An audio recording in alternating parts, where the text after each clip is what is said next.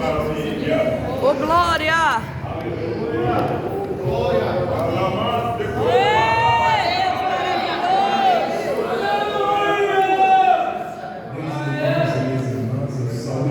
Todos com a paz do Senhor. Paz do Senhor! Que alegria nós estarmos aqui para juntos louvarmos e bendizermos o nome do Senhor Jesus. Eu quero convidar você a ler comigo o texto da Palavra de Deus no livro do Levítico, no capítulo 6, o versículo 13. Levítico, capítulo 6, e verso de número 13. Vamos todos ler. Aleluia! Nós já fomos renovados, já fomos visitados, e Deus tem derramado uma graça especial nesse momento. Enquanto você analisa essa referência bíblica, eu quero ensinar a Deus a minha palavra de gratidão, por mais uma vez poder retornar a esse santo lugar. Eu acredito que se não tiver cuidado, se eu não tiver cuidado, cadê a doutora Ângela? Aqui. Eu acho que já tenho 7 anos que eu venho consecutivamente aqui. Já é de casa. 6 a 7 anos. E é sempre um prazer, é sempre uma alegria. É uma igreja muito expressiva para a sua vida. Muito expressiva, muito carinhosa, muito calorosa. E isso é muito bom. Eu sempre venho aqui com muita alegria e é um prazer estar com vocês. Minha esposa que me acompanha, a maioria das vezes que vem aqui, é uma alegria poder partilhar a palavra de Deus com você. Vou pedir o sonoplasta para achar um documento gráfico. Sonoplasta. Lá atrás. Isso, para tirar um pouco do método. Isso. Amém. Glória a Deus. Louvado seja o Senhor. Tá bom. Quem achou Levítico capítulo 6 e o versículo de número 13? Amém. É um texto muito conhecido por nós. Muito conhecido. Você que ainda não serve ao Evangelho, nosso visitante, nós queremos partilhar com você essa palavra nessa noite. O texto sagrado diz assim: o fogo arderá diariamente sobre o altar e não se apagará.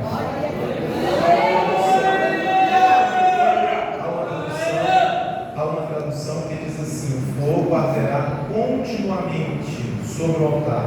Outra tradução, na linguagem de hoje, diz assim: todos os dias o fogo deve arder no altar e nunca se apagar. Tome o seu assento. Querido Deus, te louvamos pela leitura da tua palavra.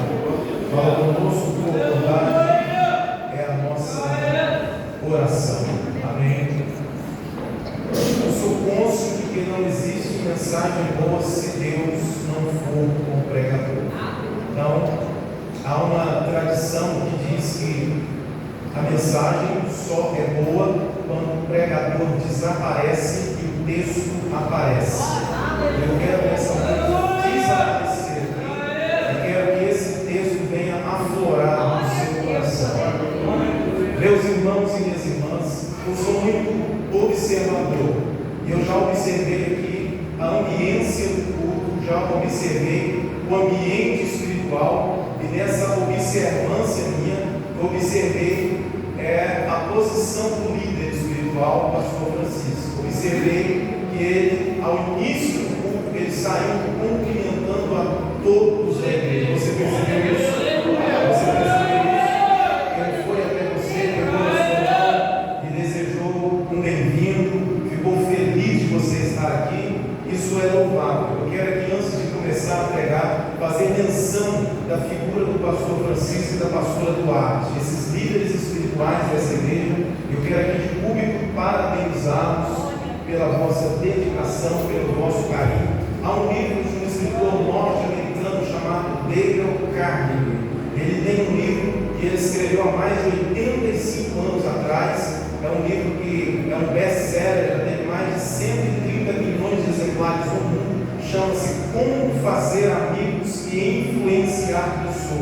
E nesse livro ele fala a respeito da receptividade, ele fala a respeito do carinho para o semelhante, ou para com o semelhante. E eu observei que esse casal, eles têm isso no coração, esse carinho, esse desejo, essa dedicação. Por isso que a igreja está assim cheia, repleta de pessoas, porque nós somos carentes de afetividade, pastor.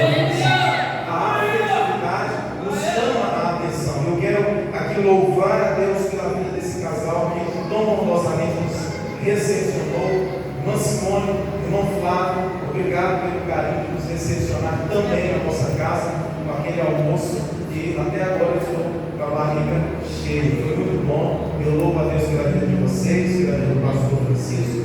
É um prazer estar com vocês. Você que leu o texto comigo, observe a escrita que diz que o fogo de Deus deve arder sobre o altar diariamente e não deve se apagar. Essa escrita sagrada registrada no livro do Levítico, que é o terceiro livro da Bíblia Sagrada. Ouça-me, por favor. Levítico é o terceiro livro da Bíblia Sagrada. E esse livro ele vem tratando sobre as leis morais e as leis cerimoniais do povo de Israel. Vou repetir: Levítico trata sobre as leis morais e as leis cerimoniais do povo de Israel. Perceba que esse livro ele contém 27 capítulos e cerca de 859 versículos. Na tratativa de Deus com Israel, Deus queria moldar a Israel, estabelecer uma nação. Você sabe muito bem, uma nação ela só pode ser reconhecida através de um povo, através de um território, e através de uma cultura. Então, se tem esses três elementos juntos, estabelece uma nação. E Deus, nesse sentido, Ele quer estabelecer a nação de Israel. Então Ele vai dar leis morais, Ele vai dar leis cerimoniais, Ele vai reger esse povo, Ele vai estabelecer uma cultura. E se você observar os registros da palavra de Deus, você vai ver que a cultura de Israel é uma cultura forte, uma cultura predominante até os dias de hoje. Por isso, quando você liga a sua TV, você percebe agora, nessa semana, obviamente no dia de ontem, você viu que o grupo Hamas atacou a Israel num repentino início de uma guerra. Por quê? Porque Israel tem uma cultura forte, Israel tem princípios valorosos dentro da palavra de Deus, e isso incomoda a região, incomoda a vizinhança, incomoda os outros povos, assim também com a igreja. A igreja também tem uma cultura, a igreja também tem um princípio, a igreja também tem as suas leis, a igreja também tem as suas cerimônias. Por isso que a igreja é perseguida, por isso que o mundo não compreende a igreja, por isso que você não é compreendido aonde você trabalha, aonde você participa das suas reuniões seculares e semanais. Por quê? Porque dentro de você existe uma lei, existe um cerimonial estabelecido por Deus na sua vida, e você segue isso, você obedece isso. Perceba que esse texto em que nós lemos, ele vem tratando sobre uma cerimônia, a cerimônia do holocausto, a cerimônia do sacrifício. O que é holocausto? Na língua hebraica, holocausto é a junção de duas palavras hebraicas. A primeira, holo mais cáusticos. Holo mais cáusticos. A primeira significa queima. A segunda, total ou totalidade. Ou seja, queimar totalmente, queimar por inteiro. Então, holocaustos, ou a cerimônia que está referindo-se no texto de Levítico capítulo 6, é uma queima total, é uma queima por inteiro, é uma queima na sua totalidade. Perceba que nesse livro do Levítico havia pelo menos 5 ofertas regulares, 5 ofertas regulares. A primeira oferta é essa que eu vos falo, a oferta do holocausto. A segunda oferta é chamada de oferta de manjares. A terceira oferta é chamada oferta pacífica. A quarta oferta é chamada oferta pelo pecado. Quinta e última oferta é chamada de oferta da restituição. Oferta da restituição. As três primeiras ofertas eram conhecidas como ofertas voluntárias. O judeu, ele ofertava voluntariamente sobre o altar. Não era nada de improviso, não era nada obrigatório, não era nada forçado, era algo voluntário. Por isso, quando nós temos a epígrafe holocausto, ela simboliza muito bem a nossa vida, porque o holocausto é queima total, é queima por inteiro. Por isso que quando você lê a sua Bíblia, lá em Romanos, no capítulo 12 e versículos 1 e 2, Paulo diz assim: rogo-vos, pois, irmãos, pela compaixão de Jesus Cristo, que apresenteis os vossos corpos em sacrifício vivo, puro e agradável a Deus, vírgula, aí ele diz que é o nosso culto racional. O que é culto então, pregador? Culto é um holocausto a Deus, é uma entrega total a Deus, é uma entrega na sua totalidade, não é uma entrega forçada, não é uma entrega empurrada, não é uma entrega ordenada, mas é uma entrega voluntária diante de Deus. É quando eu e você, nós nos aproximamos diante de Deus com um coração quebrantado, voluntário e agradecido. Isso é holocausto. Quantos aqui vieram entregar uma adoração sincera, uma adoração total, uma adoração inteira? Levanta a mão direita e adore ao nome do Senhor. Agora que você entendeu que as três primeiras ofertas eram ofertas voluntárias, as duas últimas ofertas desse texto que nós estamos abordando são ofertas conhecidas como ofertas obrigatórias, ou seja, o judeu deveria obrigatoriamente fazer oferta pelo pecado e fazer oferta por restituição.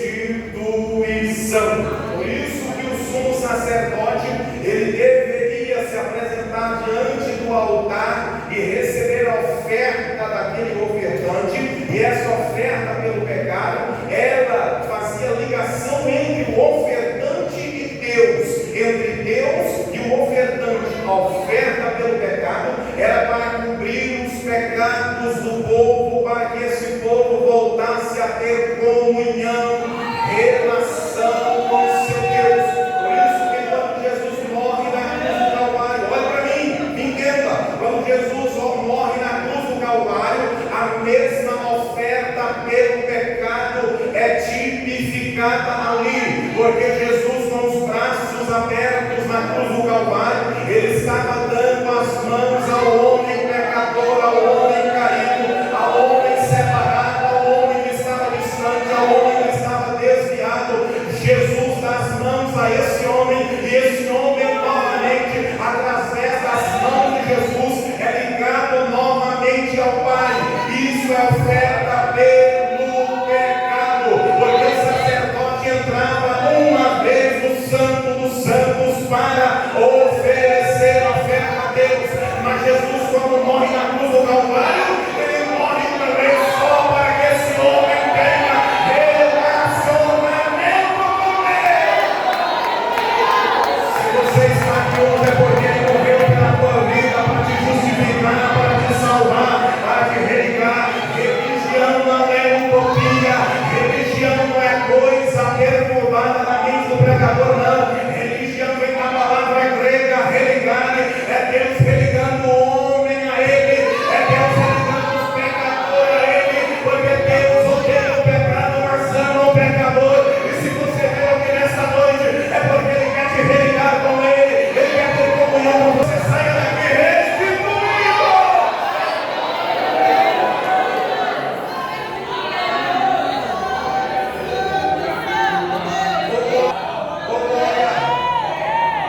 glória!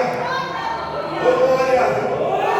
Aqui a introdutória dessa mensagem, ela diz que o fogo deve arder. O fogo deve arder. E quando eu olho para a Bíblia Sagrada, especialmente nas páginas veterotestamentárias, eu percebo que cada líder em Israel, que cada cabeça de Israel, que cada homem do Velho Testamento, a maioria ou a grande maioria, tinha fogo com Deus. Por exemplo, a Bíblia diz que foi uma coluna de fogo lá no Êxodo que Deus se apresentou ao povo de Israel no frio do deserto.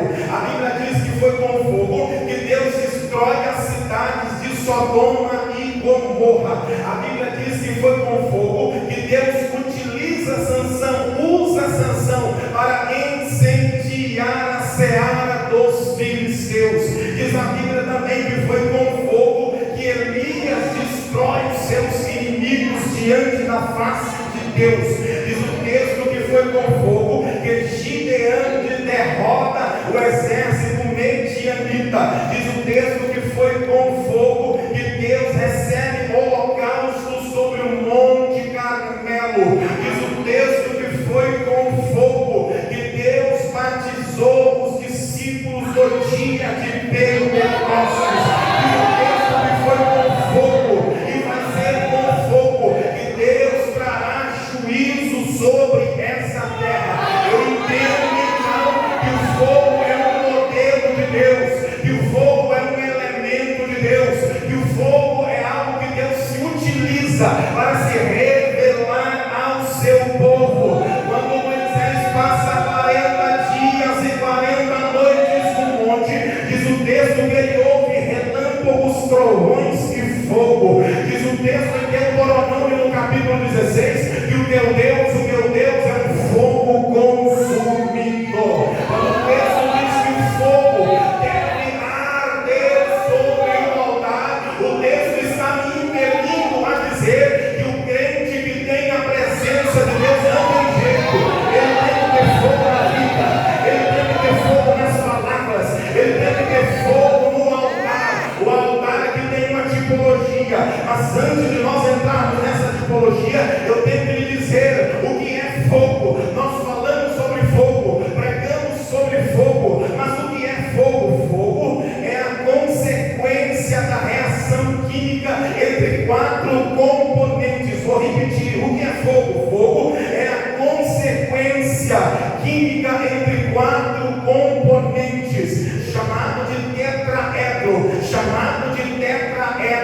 O que são tetraedro? É o combustível, é o calor, é a corrente e a reação em cadeia ou centelha. Quando esses 4 componentes entram em reação, acontece o que nós chamamos de fogo. Mas quando o texto diz aqui que esse fogo deve haver, cada componente desse tem um significado, cada componente desse tem uma tipologia ou uma figura bíblica. Por quê? Porque quando você olha o primeiro elemento, o combustível, você vai ver que o combustível ele é necessário para desencandear o fogo. O que é o combustível na linguagem literária do texto? O combustível não é nada mais, nada menos do que a adoração da igreja. O combustível da igreja é a adoração. Quando a igreja não adora, tem alguma coisa errada.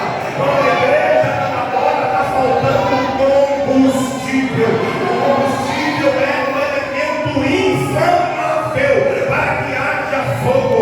E o que é o combustível da igreja? A adoração. A adoração ela vem de uma palavra grega. Veja bem, a adoração vem de uma palavra grega chamada proskeneus.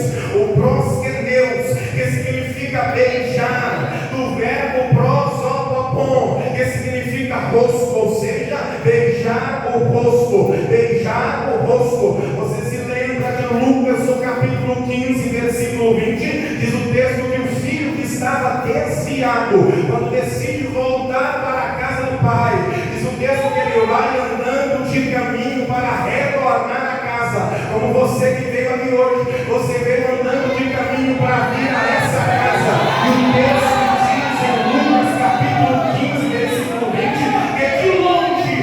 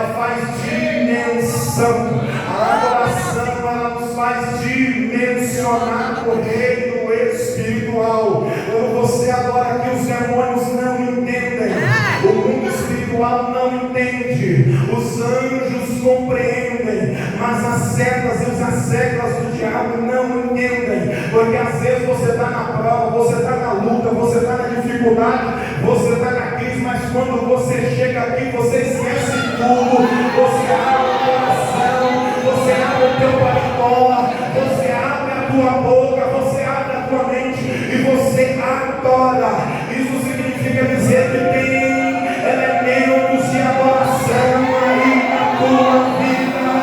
O combustível de Deus ainda está na tua vida, porque tem adoração aí. Quando o círculo de oração louva, quando o círculo de oração adora, elas estão dizendo: aqui tem adoração, aqui tem combustível, e é o combustível, o elemento que traz o fogo. Deus fiel. Oh, glória. Deixa eu correr. O texto diz que o segundo elemento no fogo é exatamente o calor. É exatamente o calor. O calor é o responsável pela propagação do fogo. Por isso que de vez em quando alguns lugares, algumas florestas são queimadas por causa do calor. O combustível agregado ao calor faz a promoção do fogo. E o que é o calor na igreja? O calor na igreja é exatamente a nossa fé, porque quando nós achamos que vamos parar, algo nos impele a acreditar, algo nos impulsiona a caminhar. O que é isso? É a nossa fé. Hebreus capítulo 11, versículo 1 diz que a fé é o firme fundamento das coisas que não se veem e a certeza das coisas que se esperam. Então, quando eu falo de calor, eu estou falando de fé, porque a palavra fé aparece mais de 400 vezes na Bíblia Sagrada. Não entendi, pregador. A palavra fé aparece mais de 400 vezes na Bíblia Sagrada. No Antigo Testamento ela aparece cerca de 254 vezes como confiança, como fé. Literalmente, ela aparece apenas 2 vezes no Antigo Testamento. A primeira vez em 1 Samuel 21, versículo 5. A segunda vez em Abacuque, no capítulo 2, versículo 4, aonde o profeta diz que o crente, o cristão, o justo, esse viverá pela fé. Pode apertar do jeito que tiver apertado, o sangue pode estar na canela, mas quem tem fé em Cristo acredita que a vitória chegará. Eu vim aqui dizer para você: tenha confiança no teu Deus, tenha confiança no teu Senhor, acredite na palavra que Ele definiu a teu respeito, tenha fé naquilo que Ele prometeu. Ele não é homem para que minta, e nem filho do homem para que se arrependa. Se você tiver fé, o milagre vai acontecer na tua vida. Quantos têm fé? Levanta a mão. Quem tem fé? Levanta a mão. Levanta a mão. Levanta a mão. Levanta a mão. Agora. A Bíblia diz em Hebreus que alguns pela fé alcançaram a promessa. Quer dizer que nem todos vão receber resposta, nem todos vão alcançar a promessa, mas alguém que tiver fé alcançará a promessa. Se der o sinal, me dê o sinal, me dê o sinal, me dê o sinal.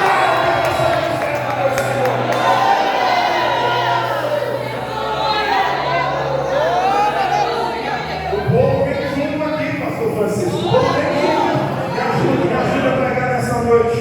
O fogo, então, ele tem combustível, ele tem calor, mas também existe um terceiro elemento chamado de corrente, chamado de componente, chamado de componente. E o que é esse componente do fogo? O que é essa componente do fogo? O que é esta corrente que faz o fogo funcionar ou pegar ou se alastrar? Meu Deus, quando eu olho para a escrita de Provérbios no capítulo de número 26, 20, o escritor a Provérbio diz assim: que sem lenha o fogo apagará.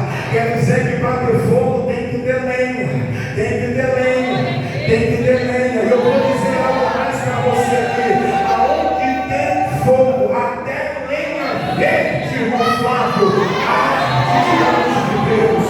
Oh, aleluia, oh, glória a Deus. Lucas no capítulo 12, versículo 49, Jesus diz: eu não vim lançar fogo na terra, eu não vim lançar fogo na terra. Melhor dizendo, eu vim lançar fogo na terra. O componente da vida, o componente do fogo na vida do crente é exatamente a oração. Meu Deus, você não entendeu. Eu disse para você que fogo é a reação em cadeia entre 4 elementos. O primeiro elemento é combustível, o segundo elemento é o calor, que é a nossa fé, o combustível é a nossa oração, o terceiro elemento é o componente, e esse componente é exatamente a oração. Quem não ora não tem fogo, não adianta.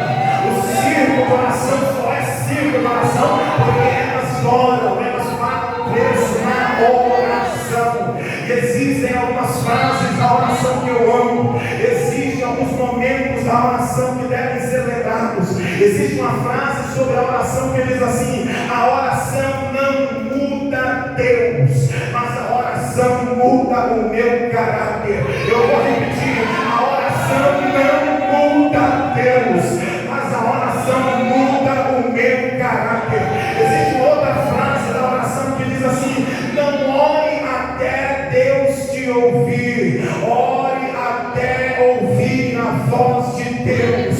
Não ore até Deus te ouvir, ore até você ouvir a Deus. Uma outra frase da oração diz assim: quando o homem trabalha, mas quando o homem ora, Deus trabalha. Se a tua vida está embaraçada, se o teu casamento está desfacelado, se a tua família está em crise, se os teus relacionamentos estão se acabando, é porque você está trabalhando. Mas quando você orar ao teu Deus, aí Deus trabalhará por você, através de você e para você. Oh, aleluia. Uma outra frase da oração diz assim: o poder não está em quem ora, o poder não está em quem ora, o poder está em quem ouve, o poder está em quem ouve. Quem ora não tem poder, quem ora não pode nada, mas quem ouve a oração pode fazer o impossível acontecer na tua vida. Qual é o terceiro elemento do fogo? É exatamente o componente, e o componente da igreja é a oração, é a oração, é a oração. 1 Tessalonicenses capítulo 5, versículo 17 diz: orai sem cessar, orai sem cessar. Quem ora tem vida com Deus, quem ora sabe o valor da oração. Eu estou pregando para uma igreja que conhece a oração. Quando nós entramos no campo da oração, nós saímos do campo material e entramos na dimensão espiritual. E só quem conhece a dimensão espiritual sabe o valor da oração, sabe o valor da oração. Levanta a tua mão aí, levanta a tua mão, adore, adore, adore a esse Deus da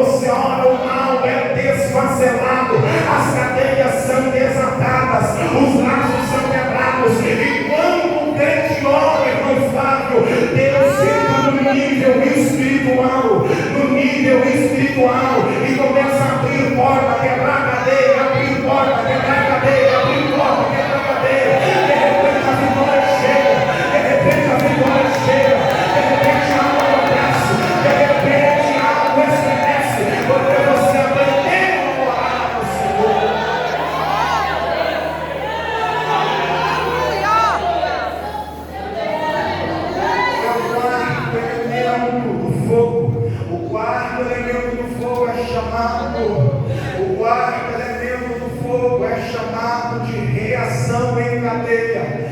Reação em cadeia. Quando se fala de fogo, 4 elementos estão sendo laqueados aqui, chamado tetraedro. O primeiro elemento é o combustível, que é a adoração da igreja.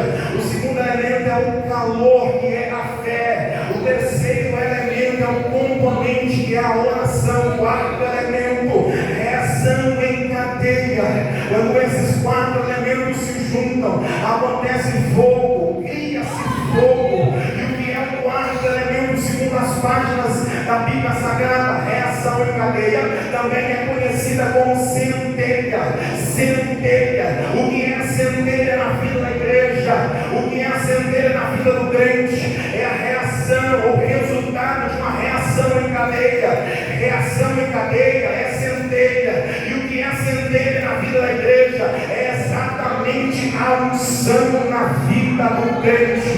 Diz o texto sagrado em Isaías, no capítulo 10, versículo 27, que no dia do Senhor o jugo será quebrado por causa da unção. Eu acredito piamente que haverá um dia, pastor Francisco, que Deus vai derramar tanta unção na igreja, tanta unção na igreja, haverá tanto poder de Deus na igreja, que o paralítico vai entrar aqui e vai sair andando, que o surdo vai entrar aqui e vai sair ouvindo, que o cego vai entrar aqui e vai sair enxergando, que o aleijado vai entrar aqui sem uma perna e vai sair saltando, porque haverá poder de Deus, unção de Deus na igreja nos últimos dias, porque Joel diz, nos últimos dias diz o Senhor. Quem está falando não é o pregador, quem está falando não é o pastor, quem está falando não é o obreiro, quem está falando é Deus. Nos últimos dias derramarei do meu Espírito sobre toda a carne, vossos filhos e vossas filhas profetizarão, vossos velhos sonharão sonhos, e os nossos jovens terão visões de Deus. Tem um som aí, tem um som aí, tem um som, tem. Aqui tem, aqui não, aqui tem som. Se tem aí, levanta a mão direita agora.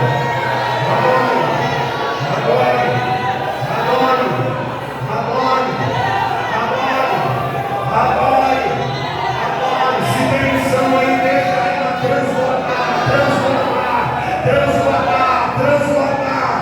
transbordar na tua vida. Contamina alguém que está do teu lado com essa unção. Toque nele, toque. Desperta ele aí, desperta ela. Toque nele, diga, receba a unção também, rapaz. Receba a unção também, mulher. Tem unção para você nessa noite. Tem renovo para você nessa noite. Tem palavra de Deus para você nessa noite. Tem graça de Deus para você nessa noite. Toque nele, toque nela aí, toque. Receba aí o Espírito. Receba a unção do Espírito aí na tua vida. É reação em cadeia.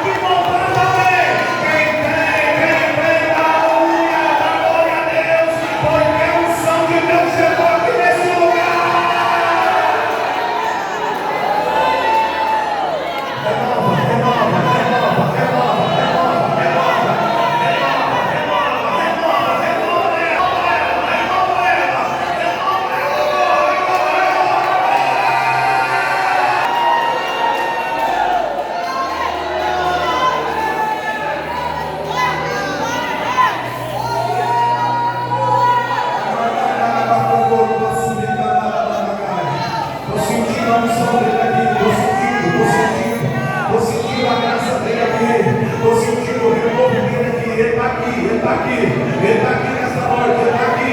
Ele quer te abençoar, Ele quer botar o teu cativeiro, Ele quer botar a tua história. Ele quer mudar, Ele quer mudar, Ele quer te dar nessa noite o que você precisa. Ele quer responder a tua oração, Ele quer te renovar, Ele quer te encher, Ele quer te transformar. Ele está aqui, Ele está aqui. A graça dele é real, o poder dele é real, a presença dele é real.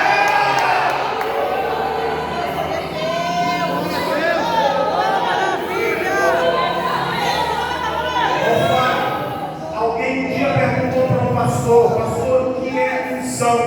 E esse alguém que perguntou esperou que o pastor respondesse com palavras etimológicas, com palavras teológicas, dentro do cunho da etimologia. O pastor olhou nos olhos do rapaz e falou para ele: unção é unção e outros não são. Unção é isso, unção e outros não são.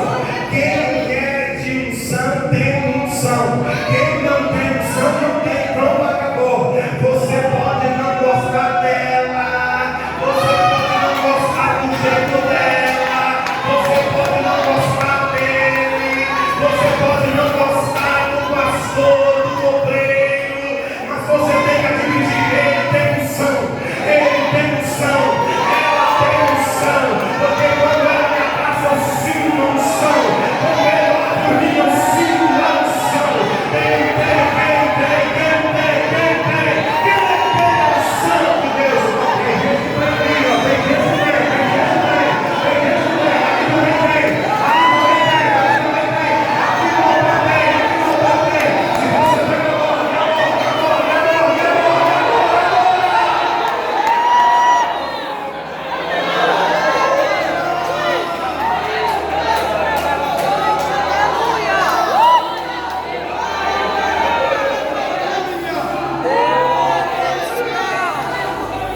A graça dele está aqui, a unção dele está aqui.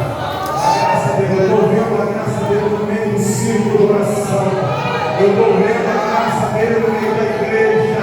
Eu estou vendo a graça dele na liderança do círculo do coração. Eu estou sentindo a graça dele aqui. Está difícil até pegar aqui hoje, pastor Francisco, está difícil, porque a unção está aqui neste lugar. O Espírito de Deus está aqui nesse lugar. Ele quer curar a tua alma hoje, os teus dilemas hoje, a tua mente hoje, a tua psique hoje, os teus dilemas hoje. Ele quer te sarar, Ele quer te curar, Ele quer te reavivar, Ele quer te levantar, Ele quer levantar a tua casa e mudar a tua história, porque Ele tem unção para isso, Ele tem poder para isso, Ele tem a centelha para isso, Ele tem. Se você acredita nisso, levanta a tua mão direita aí.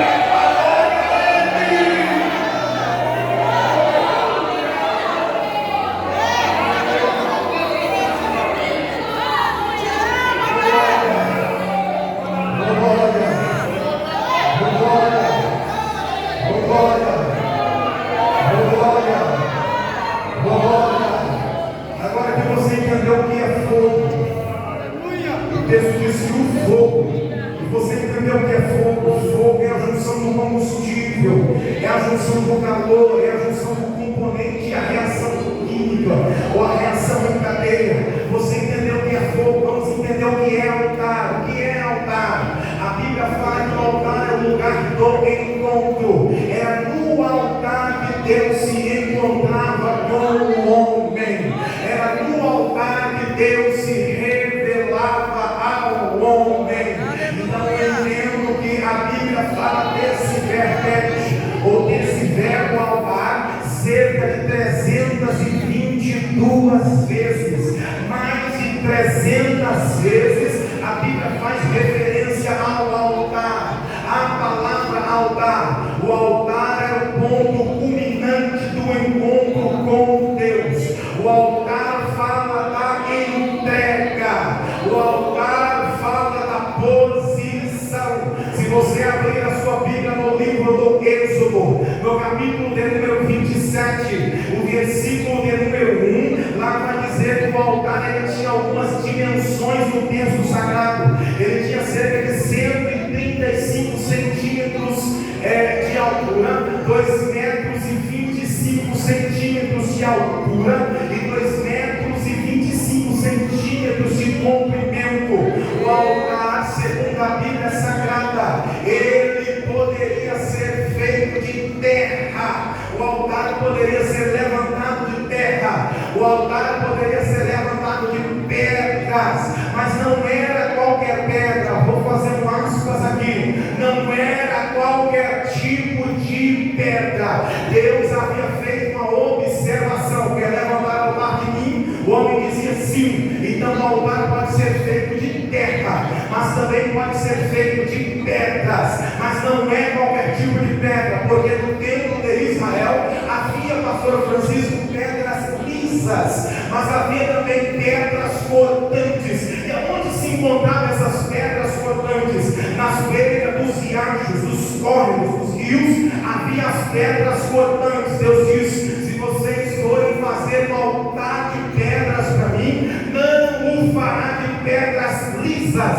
mas sim de pedras cortantes. Por quê? Porque quando o indivíduo se ajoelhava para adorar diante de Deus, ele tinha que se encostar no altar. Não tem jeito, tem que se aproximar, tem que se debruçar diante das pedras cortantes. Quando ele se levantava daquele altar, a roupa dele estava marcada, os braços marcados, os joelhos marcados, o bolso marcado, porque quem se aproxima de Deus no altar sai marcado no lugar.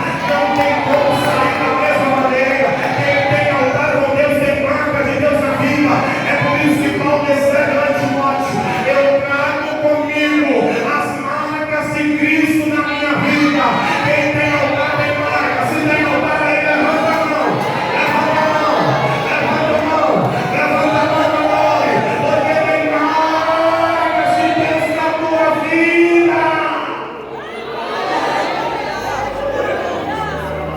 Deus disse para Moisés: quer levantar o altar, pode levantar, mas que seja feito de pedras cortantes.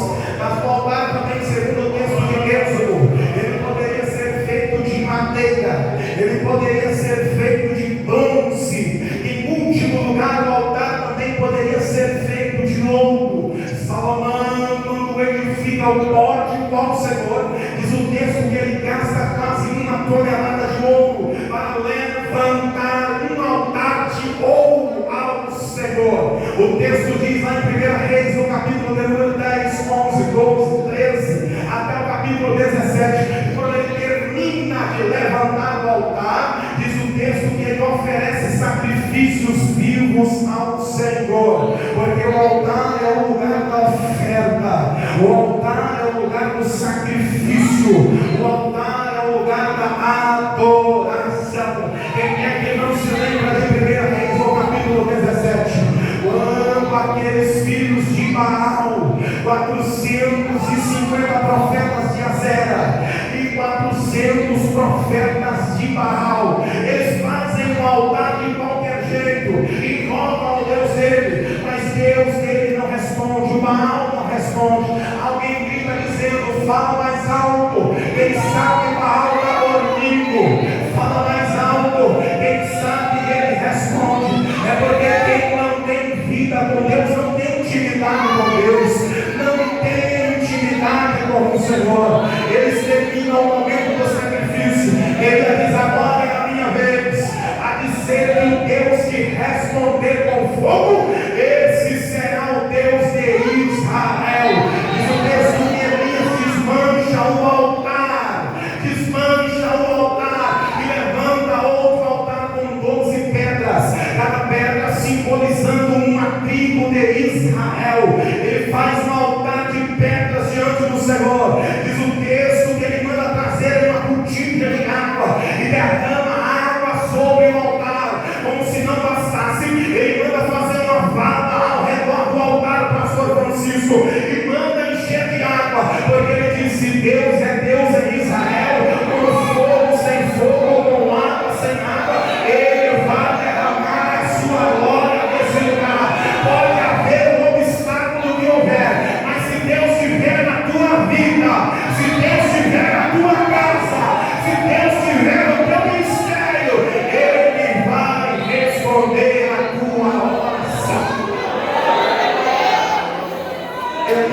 Jeremias faz uma oração com 17 palavras. Quando ele termina de orar, diz o texto que o céu se abre, Deus manda fogo sobre o altar, queima o sacrifício, queima a oferta, recebe a adoração de Elias e ainda lambeu a água que estava ao redor do altar. Deus está dizendo: a tua vida é diferente, crente.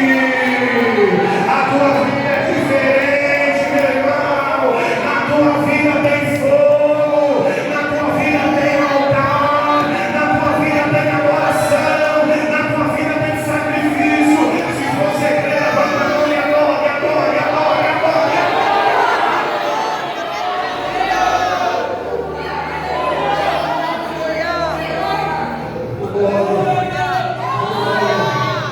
Eu olho para as páginas da Bíblia e vejo que Abel tinha um altar diante de Deus. Eu olho para a Bíblia e vejo que Noé tinha um altar diante de Deus. Abraão tinha um altar diante de Deus. Jacó tinha um altar. Moisés tinha um altar. Josué tinha um altar diante de Deus. Arão tinha um altar. Gideão, Samuel, Davi, Salomão, Zorobabel, Esdras, Elias. Esses homens tinham altares diante de Deus. A Bíblia diz que eles tinham altares diante de Deus. Por quê? Porque eles viviam em tendas. Alguns viviam em tendas, e tendas fala de transitoriedade. Há um teólogo chamado Mater Henry, que ele diz assim: que aonde estiver a sua tenda, aí também deve estar o seu altar. Porque o crente precisa falar com Deus, comunicar com Deus, ver Deus, se relacionar com Deus, adorar a Deus, sacrificar a Deus, ofertar a Deus. Porque o altar na Bíblia fala de conserto, o altar na Bíblia fala de entrega, o altar na Bíblia fala de sacrifício, o altar na Bíblia fala de oferta, o altar na Bíblia fala de renúncia, o altar na Bíblia fala de obediência. A Bíblia fala que do altar vem o fogo do Senhor. Quer fogo de Deus na tua vida? Quer fogo? Quer fogo? Quer fogo? Abra agora o teu altar, teu coração, teu coração, teu coração. Abra o coração e diga: Senhor, meu coração é teu. O meu altar está pronto para receber fogo, para receber renovo, para receber sacrifício, Senhor. O meu altar é o meu coração, e o meu coração está preparado para sentir a centelha do Espírito, para sentir o fogo do Espírito. Meu Deus, o profeta Isaías recebeu brasas tiradas do altar de Deus e tocaram a sua boca. Hoje a brasa do Espírito Santo vai tocar tua boca, vai tocar tua língua, vai tocar tua mente, vai purificar o teu pecado, e você será transformado em um novo homem, uma nova mulher. A Bíblia diz que Ezequiel viu brasas serem espalhadas nas cidades, e essas brasas foram tiradas de trás do altar de Deus e espalhadas na cidade para que houvesse fogo, espalhadas na cidade para que houvesse fogo. O apóstolo João viu o anjo de Deus espalhar fogo em Apocalipse 8, versículo 5. E o anjo do Senhor tomou o incensário, encheu de brasas no altar, lançou sobre a terra. Depois disso houve vozes, trovões, relâmpagos e terremotos sobre a terra. Quando Deus quer se manifestar no homem, ele se revela através do altar, das brasas do altar. É através da tua vida que Deus quer se revelar ao mundo. É através da tua vida que Deus quer salvar o mundo. É através de você, é através de você. Aleluia! Levanta a tua mão, levanta a tua mão, levanta a tua mão. Levanta a tua mão, fecha os teus olhos agora. Fecha os teus olhos, fecha os teus olhos. Diga: Senhor, depois desta palavra. Diga: ore, diga: Senhor, depois desta palavra, eu quero receber no meu altar fogo, fogo, fogo, fogo do Espírito, fogo, fogo que queima o pecado, fogo que queima a imundície. Fogo, fogo, fogo, fogo. Levanta a mão, levanta a mão, levanta a mão, levanta a mão, levanta a mão nessa noite, olhe, diga: Senhor, eu quero, Senhor, ser renovado, renovado. A partir de hoje eu quero mudança. A partir de hoje eu quero trabalhar mais para o ciclo de oração. A partir de hoje eu quero somar mais na liderança do ciclo de oração. Eu quero ajudar as minhas líderes, eu quero ajudar o obreiro, eu quero ajudar o meu pastor, eu quero ajudar o meu ministério, porque o meu coração é o teu altar. O meu coração é o teu altar. Arranca, Senhor, brasas tiradas do teu altar e derrama dessas brasas sobre a minha vida. Eu quero ser despertado, despertada, alertado, alertada. Eu quero, Senhor, estar de pé. Eu quero fazer alguma coisa para ti, fazer alguma coisa para o teu reino. Ei, se eu fosse você, eu começava a adorar, eu começava a me prostrar. A adoração é prostrar em Deus, é prostrar-se diante de Deus, é beijar a face de Deus, é intimidade com Deus, é relacionamento com Deus, é dizer: Senhor, derrama sobre a minha vida um despertamento, porque o teu fogo vai arder continuamente, diariamente, sobre o altar da minha vida e não vai se apagar. Deus quer alentar a tua vida, Deus quer te despertar. Se você crê nessa palavra, abre a tua boca agora e adore. Abre a tua boca agora e ouve. Abre a tua boca e adore.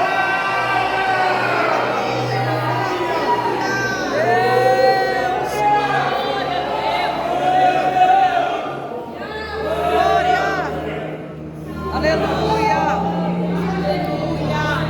Deixa eu caminhar para o final da mensagem.